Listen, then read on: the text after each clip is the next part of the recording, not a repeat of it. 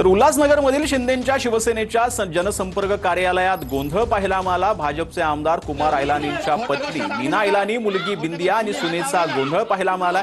कार्यालयातून पैसे वाटप होत असल्याचा संशयावरून गोंधळ झाल्याची माहिती आहे।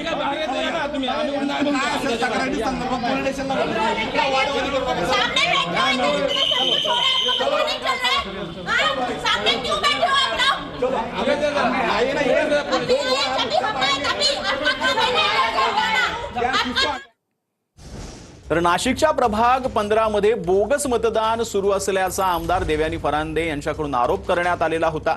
बोगस मतदानाच्या आरोपांनंतर या ठिकाणी गोंधळ निर्माण झाल्याची माहिती मिळते। गोंधळानंतर पोलिसांनी ही गर्दी जी आहे ती पांगवलेली आहे।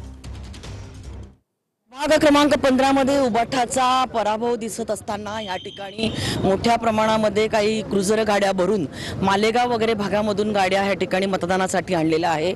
आमच्या कार्यकर्त्यांनी त्या मतदारांना देखील म्हणजे त्या लोकांना देखील पकडून दिलेला आहे, परंतु बोगस मतदार गाड्या भरून बाहेरून आणायच्या आणि निवडणूक जिंकण्याचं प्लॅनिंग त्यांचं चाललेलं आहे। ते आमच्या कार्यकर्त्यांनी उधळून लावलेलं आहे।